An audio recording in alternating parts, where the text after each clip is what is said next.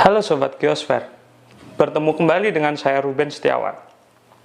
Hampir setiap tahun ada ratusan ribu anak SMA kelas 12 atau kelas 3 SMA yang akan melanjutkan pendidikannya di perguruan tinggi di Universitas Indonesia. Sebagian dari mereka akan masuk lewat jalur mandiri yang diselenggarakan oleh Universitas Indonesia melalui tes yang dinamakan sebagai SIMAK UI atau uji seleksi masuk UI maksud saya.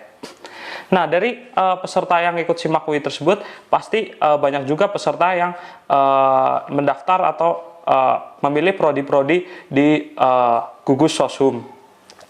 Nah, untuk di Soshum sendiri, geografi juga ikut diujikan dalam SIMAK UI, dan karena memang ini ujian yang paling ketat secara persentasenya bagi yang lolos, pasti ujian ini bakal dibuat dengan soal-soal yang susah dan memerlukan daya pikir kritis yang tinggi. Oleh karena itu, sekarang saya akan membahas 5 soal SIMAK UI yang menurut para teman-teman yang ambis itu, ini merupakan soal yang paling susah dan paling membutuhkan daya nalar kritis yang tinggi. Seperti apa saja soal-soalnya? Langsung kita simak berikut ini.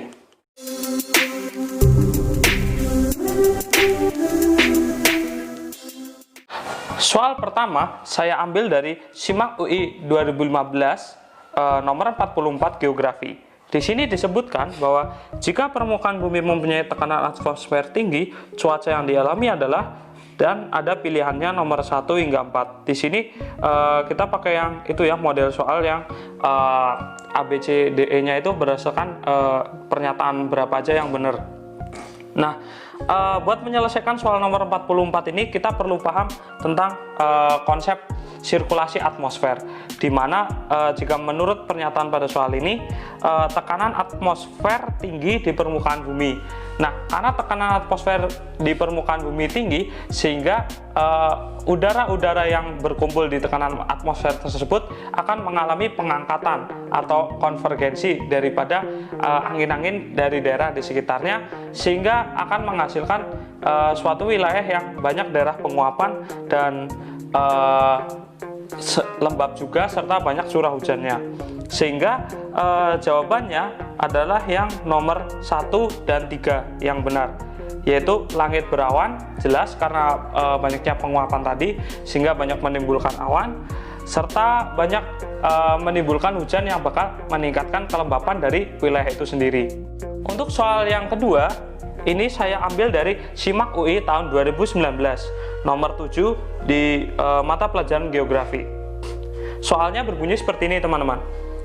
Peta yang dapat digunakan untuk menentukan prioritas penempatan proyek kegiatan padat karya adalah, nah di sini ada pilihannya, yang pilihan opsi A maksud saya, peta persebaran pusat ekonomi, yang B, peta persebaran dan kepadatan penduduk, C, peta persebaran permukiman, D, peta persebaran lokasi industri, serta E, peta jaringan transportasi.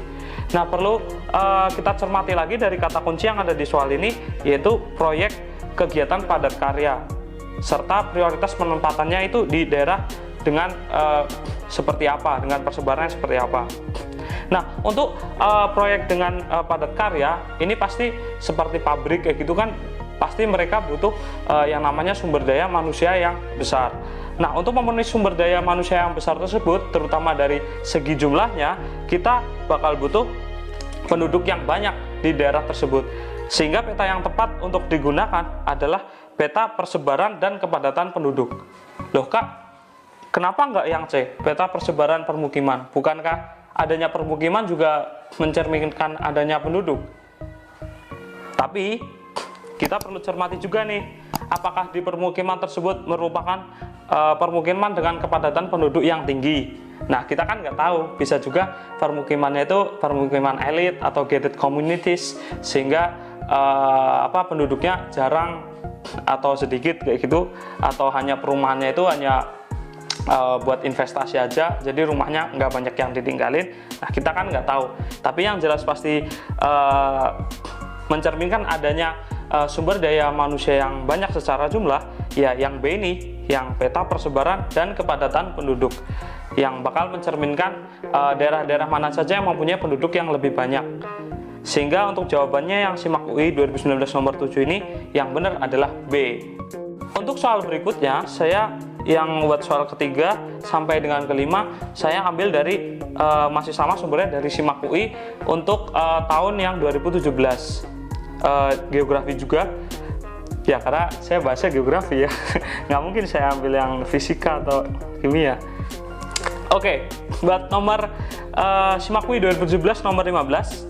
Di sini pertanyaannya disebutkan dia tanya dampak dari fenomena La Nina yang kuat terhadap bidang pertanian di Jawa adalah. Wah, ini pas banget nih sama video yang saya bikin beberapa minggu yang lalu. Kalau ada yang belum lihat, bisa cek di video ini ya. Di video kali itu saya juga udah pernah menyinggung tentang dampak La Nina di Indonesia umumnya. Kalau buat di Jawa, terkhusus di bidang pertanian yang ingin ditanyakan di soal ini, kita harus merujuk lagi terhadap dampak dari La Nina itu sendiri di wilayah Indonesia, khususnya di wilayah Jawa. La Nina sendiri kan dampaknya bakal meningkatkan curah hujan akibat banyaknya penguapan karena sea surface temperature atau temperatur permukaan air laut yang melebihi rata-rata dari normal. Nah, curah hujan yang banyak ini tentu akan menimbulkan keuntungan dan kerugian bagi masing-masing tanaman yang akan dibudidayakan, terutama di pertanian di Pulau Jawa. Di soal ini kita disuruh memilih opsinya yang benar yang mana. Yang nomor 1, mutu produksi tembakau meningkat. Ini jelas salah, karena tanaman tembakau butuh kondisi dengan air atau kelembapan yang minim untuk dapat meningkatkan atau bagus kualitasnya, sehingga ini bertentangan dan nomor 1 salah. Nomor 2, jumlah produksi padi gogo menurun. Ya, ini benar karena padi gogo itu hanya membutuhkan sedikit air untuk bisa hidup dan menghasilkan hasil pertanian, sehingga nomor 2 ini benar. Untuk yang nomor 3, disebutkan bahwa mutu produksi tebu meningkat. Nah, ini jelas salah karena tebu sama juga dengan yang tembakau tadi dan tanaman palawija yang lain, dia hanya membutuhkan air yang sedikit, maksudnya tidak terlalu banyak hingga sampai menggenang seperti itu, sehingga pernyataan nomor 3 salah. Untuk pernyataan nomor 4, di sini menyebutkan bahwa jumlah produksi jagung menurun.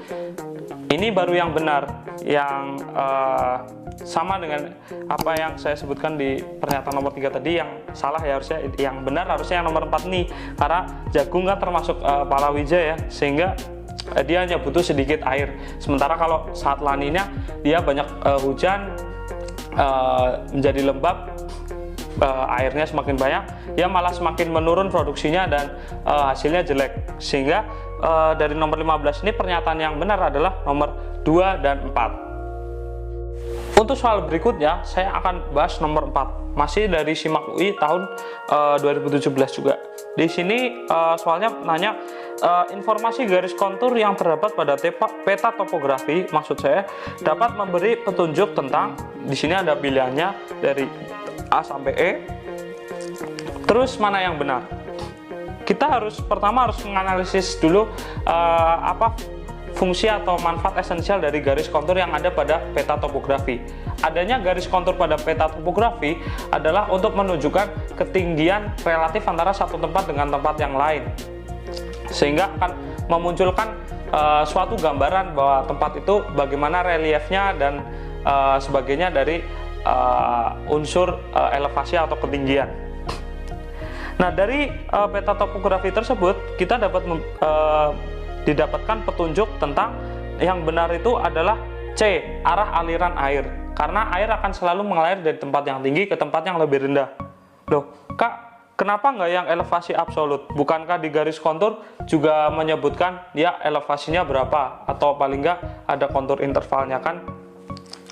Untuk di elevasi absolut, jika kita mengukur suatu tempat yang elevasinya yang pas berpotongan dengan garis kontur yang berskala besar, artinya ada nilainya, ya itu dapat ditentukan elevasinya. Tapi bagaimana jika kita menentukan elevasi suatu tempat yang ada di antara garis kontur?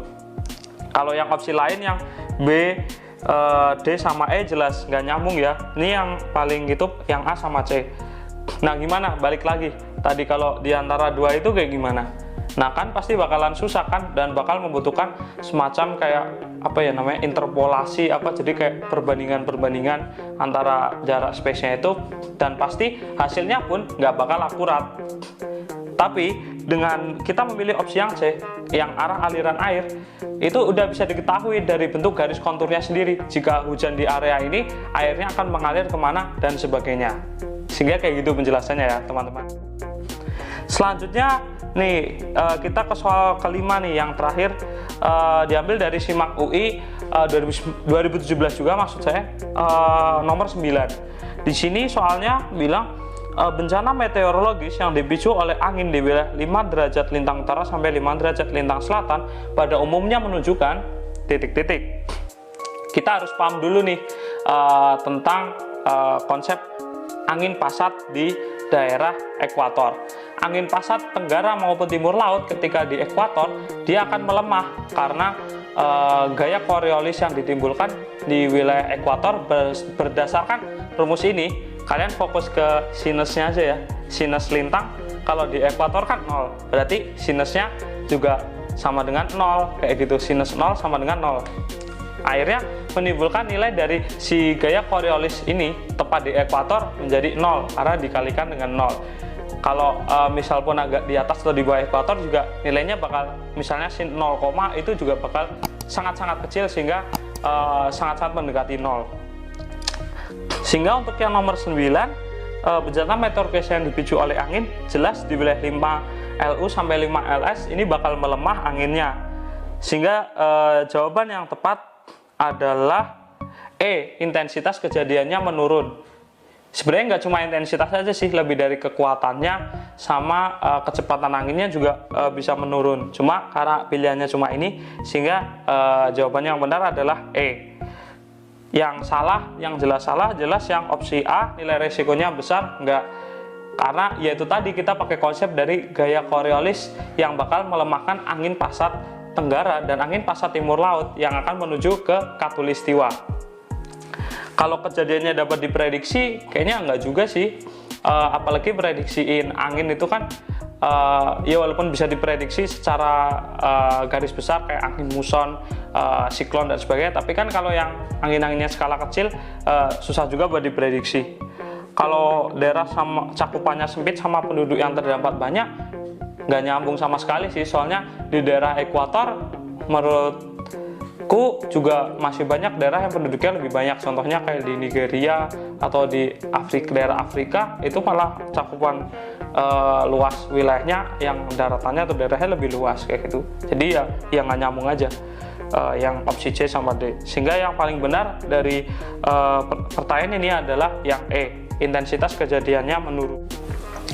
Oke, itu dulu teman-teman video bahasan dari aku tentang 5 soal SIMAK UI yang banyak DM atau pesan ke aku kayak susah kak, tapi di sini aku udah jelasin bagaimana cara berpikir atau cara menalar sehingga kita dapat menyelesaikan soal-soal tersebut dengan konsep-konsep geografi yang sudah kita pelajari sebelumnya.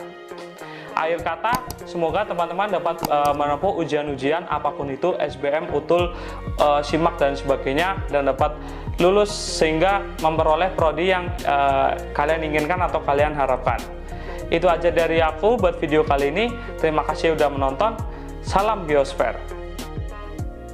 Hai, terima kasih telah menonton video dari Geosfer Indonesia. Bantu channel ini berkembang untuk memberikan konten-konten yang edukatif dengan cara bagikan ke teman-teman kalian. Dan jangan lupa ya untuk klik tombol subscribe dan like di bawah. Terima kasih.